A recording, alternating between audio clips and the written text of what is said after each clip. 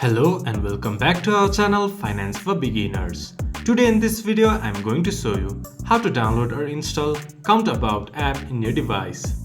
Countabout is a budgeting and expense tracking app designed to help you take your control of your finances. Now moving on to the video, first of all go to your Play Store or App Store. Then search Countabout. There you can see Countabout app, tap on it. Then press Install. It might take a while to install the app depending upon your internet speed.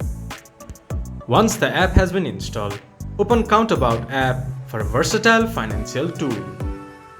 This much for today's video. If you guys find our video helpful, please leave a like and comment. And do not forget to subscribe our channel and hit the bell icon. I'll see you guys again in our next video. Thank you for watching.